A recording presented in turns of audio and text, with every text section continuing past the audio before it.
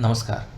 आइए अब एक्सेल में धीरे-धीरे करके सारे फीचर्स सीखने की कोशिश करते हैं। तो फीचर सीखने के लिए मैंने एक्सेल में एक सैंपल डेटा ले लिया है विकिपीडिया से कि कौन से राज्य की जनसंख्या कितनी है। तो कॉलम बी में राज्य का नाम है, कॉलम ए में उसकी रैंक है, कॉलम सी में उसकी जनसंख्या कितनी है, कॉलम डी में उसका क्षेत्रफल कितना है, एरिया किलोमीटर स्क्वायर के अंदर। तो एक सैंपल डेटा है जिससे हम सारे फीचर्स हमें सीखने में मदद मिलेगी। अब सबसे पहली चीज़ जो हम देखते हैं, जैसे कि हमने पिछले वीडियो में देखा था कि आप इस हर डब्बे को अपनी गणित की कॉपी का एक सेल समझिए, लेकिन इस सेल को हम छोटा या बड़ा कर सकते हैं अपनी ज़रूरत के हिसाब से। तो उसका तरीका ये है, जैसे मान लीजिए हमें कॉलम बी बड़ा करना है, तो बी और सी के बीच में आपको एक छोटी सी लाइन दिखाई देगी। आप माउस उसके पास लाएं और उसे ड्रैग करने की कोशिश करें। जैसे यहाँ ये कॉलम बी बड़ा हो गया, यहाँ कॉलम सी बड़ा हो गया, कॉलम डी बड़ा हो गया। ठीक उसी तरह से आप रो भी छोटी या बड़ी कर सकते हैं। दूसरा तरीका जो इसे चेंज करने का है, आप किसी भी कॉलम सेलेक्ट कीजिए, उसमें राइट क्लिक कीजिए और यहाँ कॉलम विड्थ सेलेक्ट करके आप यहाँ पे एक नंबर टाइप कर सकते हैं। उससे कॉलम बड़ा या छोटा हो जाएगा। ठीक उसी तरह से आप रो में भी कर सकते हैं और एक से ज़्यादा को भी सेलेक्ट कर सकते हैं। रो की हाई सेलेक्ट कीजिए और यहाँ पे जैसे नंबर 40, तो चारों रो की हाइट बराबर हो गई और सेट हो गई। सबसे अच्छा फीचर जो एक्सेल में होता है वो ये होता है कि एक्सेल अपने आप से आपके कॉलम और रो की हाइट सेट कर देता है। तो आप बी और सी के बीच में अपना माउस रखिए, जब आप देखिए माउस का शेप चेंज हो जाएगा। जब ये एक्सेल में होता है तो ऐसे प्लस शेप का होता है, जब कॉलम के ऊपर होता है तो ऐसे उल्टा तीर बन जाता है, और दोनों के बीच में होता है तो ऐसा एक लकीर दोनों तीर के बराबर हो जाता है। जब ये इसके बराबर हो और उस पर डबल क्लिक कर दीजिए, ऑटोमेटिकली सेल बराबर हाइट का हो जाएगा।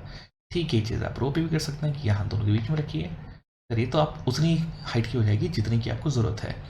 उससे भी अच्छा ये है कि आप चाहें तो इस चीज़ को ए और 1 के बीच में ऐसा उल्टा तीर है, इसको सेलेक्ट कीजिए। इसको सेलेक्ट करने से आपका सारा डेटा सेलेक्ट हो जाएगा और ए के ऊपर डबल क्लिक कीजिए और रो 1 और 2 के बीच में डबल क्लिक कीजिए। इससे आपकी रो और कॉलम की हाइट उतनी ही हो जाएगी जितनी आपको ज़रूरत है। अब देखिए रो बी की हाइट इतनी इसलिए है क्योंकि नीचे यहाँ पे दादरा एंड नागर हवेली लिखा हुआ है, जिसकी हाइट बिल्कुल उस कॉलम को फिट करती है।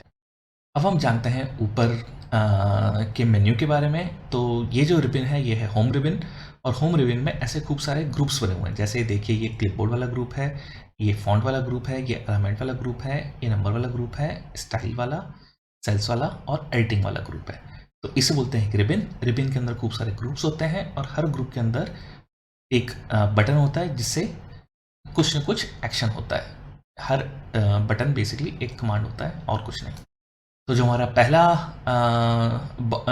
कमांड बॉक्स है वो है कट कॉपी पेस्ट का। कट कॉपी पेस्ट शायद आपको आता ही होगा, नहीं आता होगा तो आप जैसे किसी नंबर को लीजिए, यहाँ से कॉपी कीजिए और उसको कहीं और जाके पेस्ट कर सकते हैं। तो ये नंबर यहाँ कॉपी पेस्ट हो गया। आप चाहें तो इसको कट कर सकते हैं और पेस्ट कर सकते हैं। तो कॉपी और पेस्ट में फ़र्क है कि ये नंबर यहाँ रहेगा, कट और पेस्ट में नंबर वहाँ से गायब हो जाएगा। अब मैं डिलीट करके उसे मिटा रहा हूँ। तो ये हो गया कट कॉपी और पेस्ट। ध्यान दीजिएगा जब भी आप किसी चीज़ को कॉपी करते हैं या कट करते हैं तो उसके ऊपर ऐसा शेडेड सा रेंज बन जाता है। आप चाहें तो एक साथ ज़्यादा चीज़ें भी कॉपी कर सकते हैं और ज़्यादा चीज़ें भी पेस्ट कर सकते हैं। बॉक्स है वो है ये फॉन्ट का बॉक्स।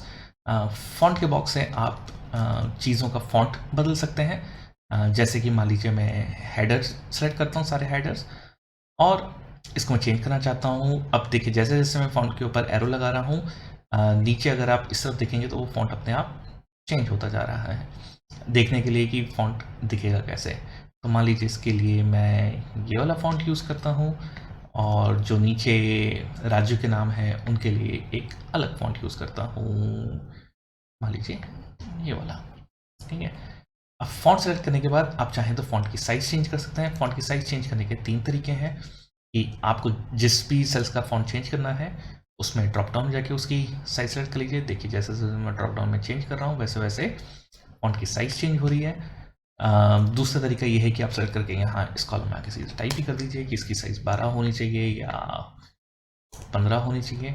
तीसरा है इसके पास जो छोटे बटन है, छोटा ए और बड़ा ए लिखा हुआ है, इसको दबाएंगे तो एक बार दबाने पे फॉन्ट एक साइज़ बड़ा हो जाता है, दूसरी बार दबाने पे फॉन्ट एक साइज़ छोटा हो जाता है। अब फ़ॉन्ट की साइज़, तो ये हो गया फ़ॉन्ट का टाइप, ये हो गया फ़ॉन्ट का साइज़। अब इसके बाद फ़ॉन्ट में और कुछ भी तरीके होते हैं, जैसे कि बोल्ड, इटैलिक और अंडरलाइन। तो इसको समझने के लिए जैसे मैं रो नंबर 10 पे जाता हूँ, बी दबाने से ये बोल्ड हो गया। तो अगर आप आंध्र प्रदेश और उड़ीसा को देखें तो दोनों एक ही तरह के फ़ॉन्ट हैं, लेकिन आंध्र प्रदेश जो है वो बोल्ड में है और उड़ीसा बोल्ड में नहीं है। आइटैलिक से थोड़ा सा टेढ़ा लिखा हो जाता है और अंडरलाइन से ये सिंगल अंडरलाइन होता है। अंडरलाइन कोई भी बटन अगर मल्टीपल बटन होता है तो देखिए यू के पास एक डबल बटन है कि आप चाहें तो उसे अंडरलाइन कर सकते हैं, डबल अंडरलाइन कर सकते हैं। तो देखिए केरला को हम डबल अंडरलाइन कर सकते हैं। तो इससे आप अंदाज़ा लगा सकते हैं कि बोल्ड, इटैलिक, अंडरलाइन और डबल अंडरलाइन में क्या फ़र्क है। आप चाहें तो किसी एक ही फॉन्ट को सभी कुछ कर सकते हैं, इसको बोल्ड भी कर दिया, इटैलिक भी कर दिया और अंडरलाइन भी कर दिया। तो जो झारखंड है वो बोल्ड, इटैलिक, अंडरलाइन तीनों है। जब भी आप किसी सेल को सेलेक्ट करेंगे तो बता देगा कि ये बोल्ड था, इटैलिक है, अंडरलाइन है। ऑटोमेटिकली देखिए ऊपर के जो बटन है यहाँ ध्यान देंगे तो तीनों इनेबल या डिसेबल हो जाते हैं। अब बोल्ड, इटैलिक, अंडरलाइन के बाद हम आते हैं बॉर्डर के ऊपर। तो किसी भी चीज़ को अगर आप ऐसे सेलेक्ट करेंगे और आपके पास अलग अलग ऑप्शन है, bottom border, top border, left border. तो मान लीजिए जैसे बॉटम बॉर्डर सेलेक्ट किया तो आप देखेंगे तो ये झारखंड के बाद ऐसे एक लाइन बनी हुई आ गई। चाहे तो आप इनको वापस सेलेक्ट कर लीजिए जो आपको सेलेक्ट करना है और ऑल बॉर्डर सेलेक्ट कर लेंगे। तो इससे आप देखेंगे कि हर एक जो आपकी सेल है कंट्री की कॉपी का, उस सेल के चारों ओर एक बॉर्डर बन गई है।